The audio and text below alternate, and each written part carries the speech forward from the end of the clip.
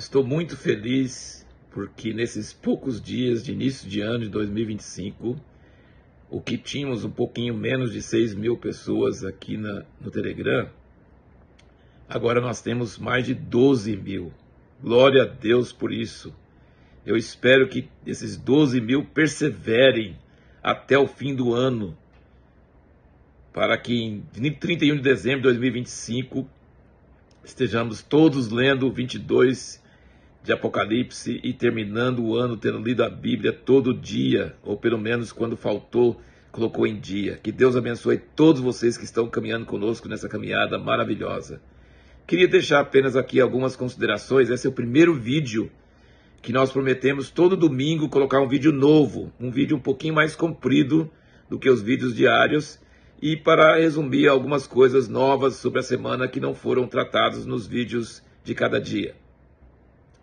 E agora, uma das dicas que eu queria dar para você é o seguinte: Watchman Nee, que foi um grande mestre chinês, ficou preso muitos anos no século passado, e ele lia a Bíblia constantemente, muitas vezes por ano, e a vida inteira, e foi muito forte. E ele dizia que tem dois tipos de ler a Bíblia, que você pode estudar profundamente, usar comentários bíblicos, Bíblia de estudo, e ver o que as pessoas pensam e tentar entender as coisas. Isso é válido, é muito importante, é muito bom. Mas não é esse tipo de leitura da Bíblia que nós estamos aqui Caminhando pela Bíblia. Caminhando pela Bíblia é para ler a Bíblia como devocional. Sabe, ele diz que nesse tipo de leitura era bom ter uma Bíblia que você não tenha sublinhado, que você fez do ano passado, que você não tenha anotações, que você não tenha nada, que você deixe a palavra falar com você como se fosse neutro, totalmente neutro, uma página em branco.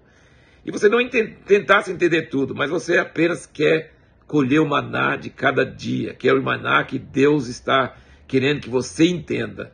Algum versículo, alguma frase.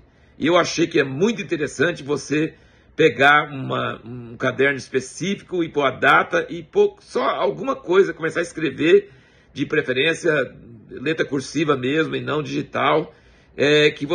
Porque quando você está escrevendo cursivamente, vem muitos outros pensamentos, é uma coisa impressionante, é um outro processo cerebral, e você então começa a escrever só o que você sentiu de novo, o que você sentiu que tem mais relevante para a sua vida.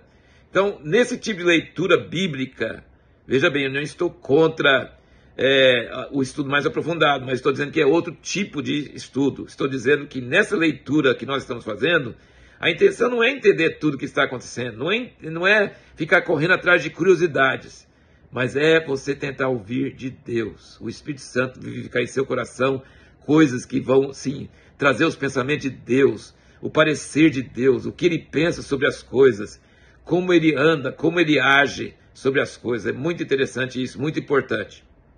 E quando você escreve uma frase ou umas palavras que te tocaram, aí vem outras ideias enquanto você está escrevendo, você escreve mais um pouquinho de coisa, e essas coisas são muito importantes. Isso chama um processo de meditar na palavra, de pensar sobre a palavra. Isso é muito importante. Então, tome muito cuidado para não ficar, sabe, em polêmicas e em... Sabe, outra coisa muito importante, a Bíblia explica a Bíblia, então não tente ou não fique muito firme em cima de teorias, sabe, sobre pessoas que estão pensando sobre uma coisa, imaginando uma coisa, né? Tem gente que, por exemplo, fala que, assim, sobre coisas, né, assim, umas ideias, não ficou nu, então não sei o que, houve alguma relação sexual, não houve nada disso, não. Eles foram de costas e cobriram a nudez do pai.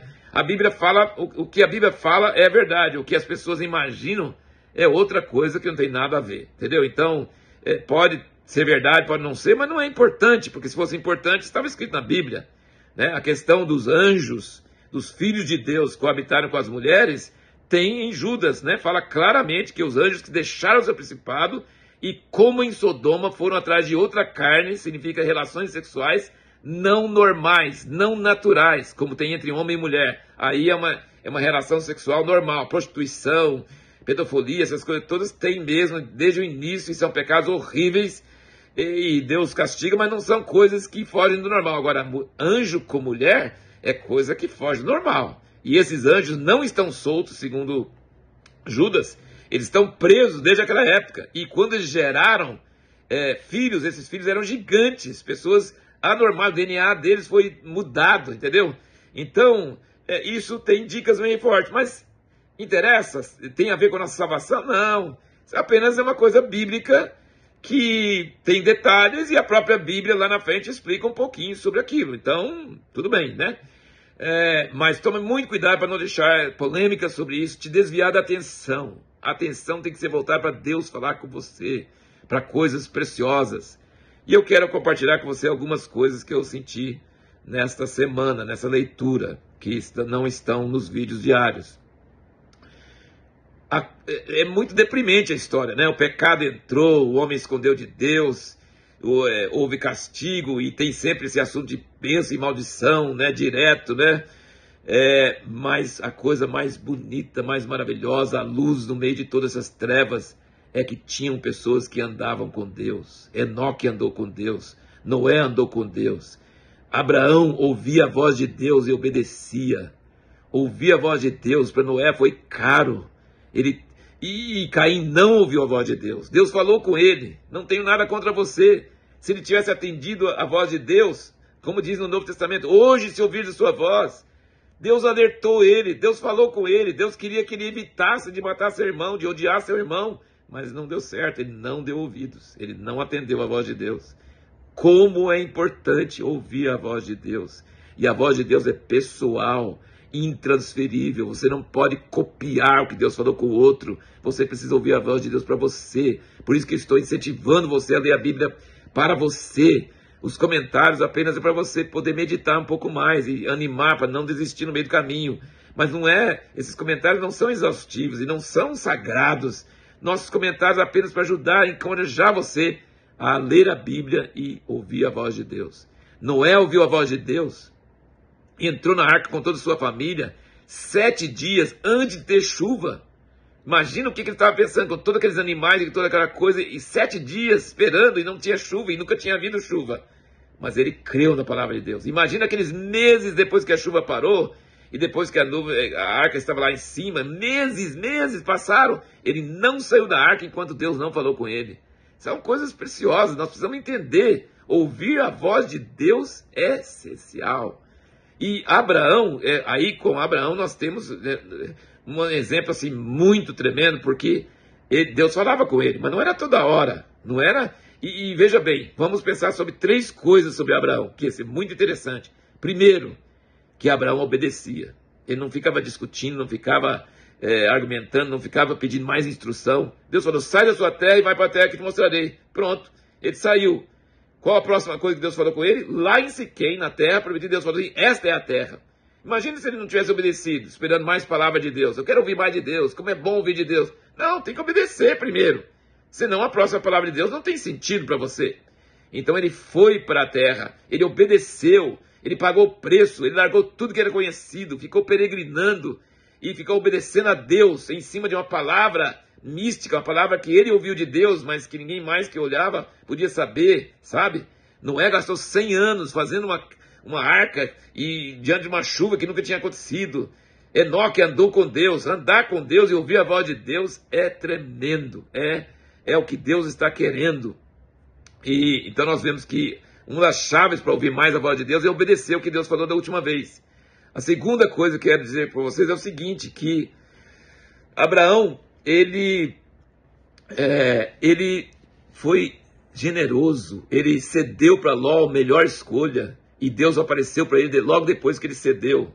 Ele falou: Ló, escolhe para onde você quer ir, e eu fico com o que sobrar. E Deus apareceu para ele e falou: não, tudo vai ser teu, tudo vai ser teu. E depois, quando veio o rei de Sodoma e quis oferecer tudo para ele, ele tinha direito, ele tinha conquistado e tudo. Ele falou: não quero não, eu não quero não, eu quero que ninguém fale que o que eu tenho veio de você, que eu devo favor para você. Nada disso, eu quero dizer que tudo que eu tenho foi Deus que me deu.